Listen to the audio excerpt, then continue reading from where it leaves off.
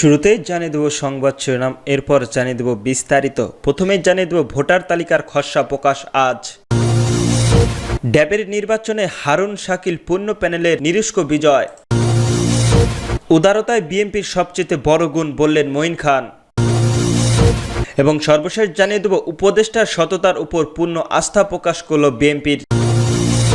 Voter তালিকার খসড়া প্রকাশ আজ। জাতীয় সংসদ নির্বাচনকে সামনে রেখে রোববার 10ই আগস্ট হালনাগাদ ভোটার তালিকার খসড়া প্রকাশ করবে নির্বাচন কমিশনার। খসড়া তালিকার কারো যেন কোনো তথ্য ভুল থাকলে আগামী 12 দিনের মধ্যে তা সংশোধন করা যাবে। জানা গিয়েছে একেবারে হালনাগাদের 24 লাখের মতো নতুন ভোটার যুক্ত হয়েছে। এই ভোটারদের তথ্যই খসড়া সম্পূরক তালিকাভুক্ত পাওয়া যাবে। উপজেলার কর্মকর্তা তালিকা নির্দিষ্ট স্থানে টানিয়ে দিবেন। তাছাড়া সংশোধনের জন্য দাখিল করা আবেদন আগামী 24 আগস্টের মধ্যেই নিষ্পত্তি করা হবে বললেন ইসি। এরপর অন্যান্য কাজ শেষে আগামী 31 আগস্টে চূড়ান্ত তালিকা প্রকাশ করা হবে। এদিকে আগামী 31 অক্টোবর পর্যন্ত যাদের বয়স 18 বছর পূর্ণ হবে তাদেরকে জাতীয় সংসদ নির্বাচনের ভোটার তালিকায় যুক্ত করা হবে। প্রসঙ্গ, বর্তমানে 12,77,3224 জন ভোটার রয়েছে দেশে। ড্যাবের নির্বাচনে হারুন রশিদ ও শাকিল পূর্ণ প্যানেলের নিরুষ্ক বিজয়। ডক্টর অ্যাসোসিয়েশন অব বাংলাদেশ ড্যাব কেন্দ্রীয় কার্যকারী পরিষদের নির্বাচনে সভাপতিত্ব পদে অধ্যাপক ডক্টর হারুন আল রশিদ ও মহাসচিব পদে ডক্টর জহিরুল ইসলাম শাকিল নির্বাচিত হয়েছেন। শনিবার 9 আগস্ট অনুষ্ঠিত নির্বাচনের ভোট গ্রহণ শেষে রাতে নির্বাচন কমিশনের আনুষ্ঠানিকভাবে এই ফলাফল ঘোষণা করেন। সভাপতিত্বের পদে হারুন আল রশিদ 1369 ভোট পেয়ে নির্বাচিত হন। তার নিকট প্রতিদ্বন্দ্বী অধ্যাপক ডাক্তার একেএম আজিজুল হক পান 1202টি ভোট। সিনিয়র সহসভাপতি পদে ডাক্তার আবুল কালাম 1330টি ভোট পেয়ে জয়ী হন। সেখানে যার প্রতিদ্বন্দ্বী ছিলেন ডাক্তার সাইফুদ্দিন নিসার আহমেদ তুষার পান 1233টি ভোট। মহাসচিব পদে ডাক্তার জহিরুল ইসলাম শাকিল 1458 ভোটে বিজয়ী হন। তার নিকটতম প্রতিদ্বন্দ্বী ডাক্তার আব্দুস শুকুর পান 1069টি ভোট। অধ্যাপক পদে ডাক্তার মোহাম্মদ মেহেদি হাসান 1312 ভোটে জয়ী হন। তার প্রতিদ্বন্দ্বী ডাক্তার তৌহিদুল ইসলাম পান 1259টি ভোট। পূর্ণ প্যানেলে জয়ী হওয়ার পর ড্যাবের নির্বাচিত সভাপতি অধ্যাপক ডাক্তার হারুন রশিদ আল বলেন, এর জন্য প্রথমে মহান আল্লাহর দরবারে শুকরিয়া। এই নির্বাচনের ভোটার তাদের সুনিশ্চিত মতামত দিয়ে সত্যিকারের নেতা নির্বাচিত করেছেন। সম্মানিত চিকিৎসাবৃন্দ, হারুন শাকিল প্যানেলের উপর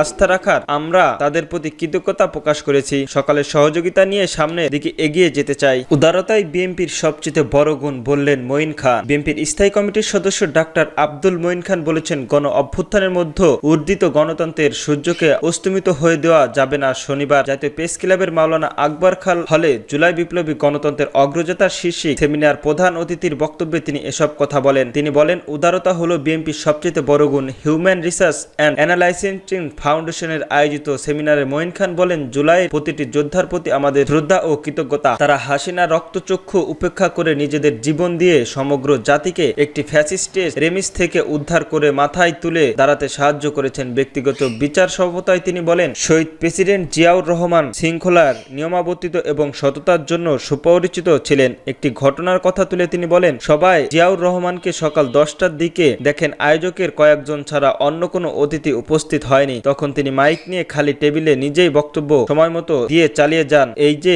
বলেন কেউ এলোমেলো তা দেখার বিষয় না। প্রেসিডেন্ট হিসেবে শহীদ জিয়াউর রহমানের রাজনীতি থেকে অনেক কিছু শেখার রয়েছে। মঈন খান বলেন, আওয়ামী লীগ জিয়াউর রহমানকে অখ্যাত মেজর বলে সমালোচনা করেন, কিন্তু আওয়ামী লীগের উপলব্ধি করতে পারেনি সেই অখ্যাত মেজর নিজেই এবং খালেদা জিয়ার জীবনে বিপন্ন করে স্বাধীনতার ঘোষণা দিতে চেয়েছিল। আওয়ামী লীগ যদি এই উদারতা বুঝতে পারেনি, শহীদ প্রেসিডেন্ট জিয়াউর রহমান স্বয়ং স্বৈরাচারী শেখ হাসিনার দেশে ফিরিয়ে নিয়ে এসে রাজনীতি করবে অধিকার দিয়েছিলেন। উদারতা হলো বিএনপির সবচেয়ে বড় গুণ। বিএনপিকে একটি মধ্যপন্থী দল হিসেবে বর্ণনা করেছে, যা কোনো চরম ডান বা বামপন্থী নয়। তিনি বলেন, বাংলাদেশের মানুষ এই মধ্যপন্থী নীতি পছন্দ করে এবং কোনো চরমপন্থী অনুমোদন করে না। বিএনপির উপর আওয়ামী লীগের অত্যাচারের কথা তুলে ধরে বলেন, বিগত 15 বছরে আওয়ামী লীগ বিএনপির বিরুদ্ধে 1 লাখেরও অধিক মামলা দিয়ে এবং 50 লাখ নেতাকর্মীকে দেশনেত্রী খালেদা জিয়া এবং শেখ হাসিনা নিষ্ঠুর পুলিশ বাহিনী দ্বারা নির্যাতিত ও অত্যাচারিত করেছেন। পুলিশের ভয়ে আমরা ভাওয়ালের গাজারি বন ও ধান খেতে রাত কাটাতে হয়েছে। আয়োজক সংগঠনের আন্দোলনের আহ্বায়ক আহমেদ হুসাইন সভাপতিত্বের সেমিনারের মূল সংগঠক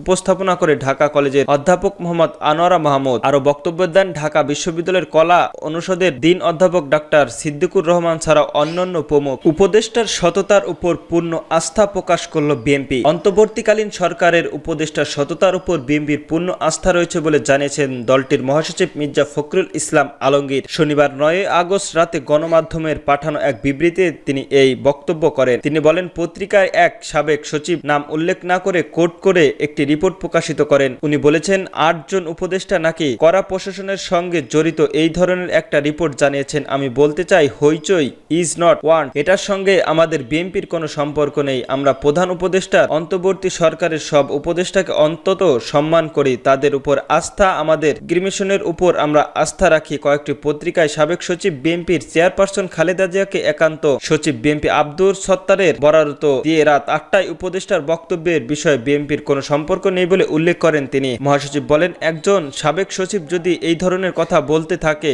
সেটা উনার ব্যক্তিগত ব্যাপার, এটার সঙ্গে বিএনপির কোনো সম্পর্ক নেই। স্পষ্ট ভাষায় বলতে চাই, ওই বক্তব্যের দায় সম্পূর্ণ উনার নিজেদের, দলের সঙ্গে কোনো সম্পর্ক নেই। শুক্রবার রাজধানীর বিয়াম মিলায়েতের বাংলাদেশের এক সেমিনারের অফিসের ক্লাবে সাধারণ সম্পাদক ও বৈষম্য বিরোধী কর্মচারী ঐক্য ফেরামতের সভাপতিতে আব্দুর সত্তার বলেন, অন্তর্বর্তী সরকারের 8 জন উপদেষ্টা দুর্নীতির প্রমাণ নিজেদের কাছে রয়েছে। সাবেক এই সচিব বলেন, এই উপদেষ্টার সঙ্গে যোগাযোগ ছাড়া গুরুত্বপূর্ণ পদে নিয়োগ হয় না, বদলিও হয় না। তবে তিনি উপদেষ্টার নাম বলেননি।